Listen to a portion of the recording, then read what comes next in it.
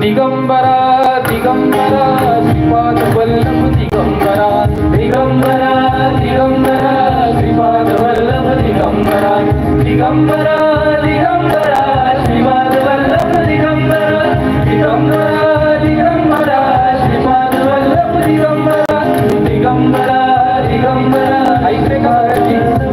आता याच गाण्यावर दुसरं बनतं, गजरा रे गजरा रे कारे कारे दिगंबरा दिगंबरा तेरे कारे कारे हो मेरे नैना आम्ही म्हणतो ना हे वाला भारी आहे, आधी वाला जुनं होतं. काय चाललंय हे ऐकलं असेल तुम्ही.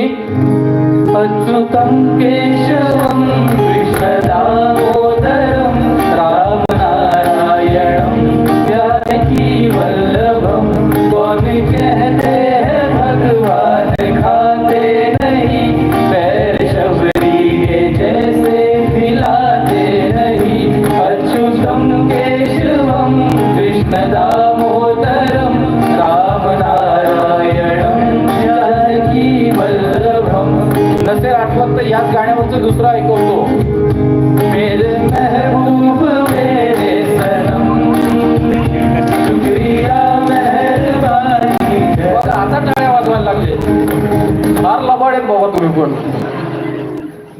आपल्याला वाटतं आपण संगीत ऐकतोय ना, आपण गाणी ऐकतोय, त्याच्या मागचं संगीत तर खूप मॅनिप्युलेट केलं गेलेलं आहे. तुम्हाला माहित पण नाही संगीत कशाशी खातात. तुम्हाला गाणी फक्त ऐकायला शिकवलं गेलंय. आणि म्हणून मित्रांनो, आपण संगीत ऐकता की नाही हे चेक करणं महत्वाचं आहे. संगीत कुणाला ऐकायला येतं माहितीये का? संध्याकाळी घरी जेव्हा जातो ना आपण 5 वाजता 6 वाजता, तेव्हा बायकोच्या मनात काय चाललंय हे ज्याला ओळखता येतं ना त्याला संगीत ऐकता येतं. बाप ज्या वेळेला तुम्हाला दरडावत असतो ना, रागे भरत असतो ना, त्यावेळेला बाप कुठल्या इंटेन्शनने तुम्हाला रागावतोय हे इंटेन्शन जर तुम्हाला तुमच्यापर्यंत पोहोचत असेल तर तुम्हाला संगीत कळतंय. दिवस रात्र फक्त कुठली तरी सिरियस गाणी ऐकून आम्ही म्हणतो आम्हाला खूप किक मिळतीये. ना ना ना ना ना, संगीतात भाव असतो आणि जोपर्यंत भाव आपल्याला कनेक्ट होत नाही तोपर्यंत आपण संगीत ऐकायच्या योग्यतेचे नाही. गाणी ऐकून गुरं पण नाचायला लागतात, कुत्रा कुत्री पण नाचायला लागतात, आणखी बरंच काय काय काय काय डोलायला लागतात. माणूस म्हणून आपल्याला ही गोष्ट कळली पाहिजे की संगीत जे आहे तो भावाविष्कार आहे. आपल्या आजीला आपल्या आधी कळला होता तो. आणि म्हणून ना तुम्ही बघाल तर लहानपणी काही तुम्ही जातं ओढलंय का? आजी असा एक पाय जवळ घ्यायची आणि दुसरा पाय लांब करून बसायची आणि ते जात्यावरती ना ती गाणी म्हणायची सकाळी सकाळी. मुन्नी बदनाम हुई डार्लिंग तेरे लिए. काय झालं, नाही म्हणायची का? नाही म्हणायची. आजी तुमच्यापेक्षा हुशार होती. ती टाइमपास करायला संगीत नाही वापरायची. ती असा एक पाय जवळ घेऊनच बसायची. आता आम्ही डॉक्टर झालो, सुटाबुटात फिरायला लागलो, आम्ही त्याचा रिसर्च करतो. एक पाय जवळ घेतला, दुसरा पाय लांब केला की त्याला म्हणतात जानू शिरासन. कोणतं आसन? या आसनामध्ये बसल्यामुळे पायाची सिफॅनस वेन कंप्रेस होते, दुसरीकडची ताणली जाते, मग जास्तीत जास्त रक्त हृदयाकडे धावायला लागतं. त्याच्यातून हृदयाचं कार्डिओव्हॅस्क्युलर सिस्टम स्ट्रॉंग होतं, हार्टची पंपिंग पॉवर वाढते आणि तुम्हाला हार्ट अटॅक नाही येत. आसनाचं नाव जानू शिरासन. काय काय?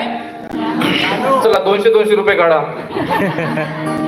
डॉक्टर हे फुकट सांगतील का तुम्हाला? आम्ही हे फुकट सांगू? घोडा घास से दोस्ती करेगा तो खाएगा क्या? या सगळ्याचे पैसे सांगितले जातात तुम्हाला.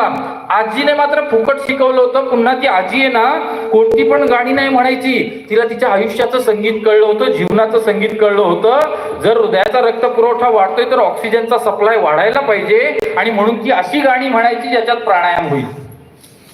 ते गाणं असायचं, सुंदर माझे जाते गे फिरे बहुते के गे ओला गाऊ तुके तू आता श्वास सुटला. असं नाही का उचलणार? 12-16 गडणी असं नाही गायची ती. 12-16 गडणी अवघ्या कामी